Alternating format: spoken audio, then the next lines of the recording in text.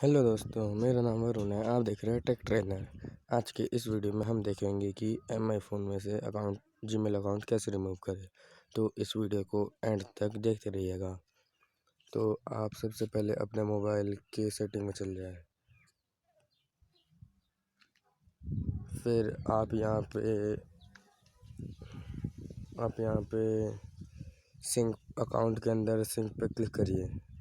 Sink पे click करने के बाद यहाँ पे गूगल ऑप्शन दिख रहा है, गूगल पे क्लिक करिए। गूगल पे क्लिक करने के बाद आप यहाँ पे कोई भी अकाउंट को सिलेक्ट कर लीजिए। मैं इसको सिलेक्ट कर रहा हूँ। तो इसको सिलेक्ट करने के बाद आप यहाँ मोर पे क्लिक करिए। 3 डॉट बना हुआ है, वहाँ पे मोर लिखा हुआ, वहाँ पे क्लिक करिए। यहाँ पे 2 ऑप्शन दिख रहा है, एक है सिंक नाउ और एक है रिमूव अकाउंट। यहाँ पे रिमूव अकाउंट दबाइए और यहाँ पे ओके दबा दीजिए। आप यहाँ अब देख सकते हैं इसमें अकाउंट अब डिलीट हो चुका है। जी हाँ, ये बिल्कुल सही है।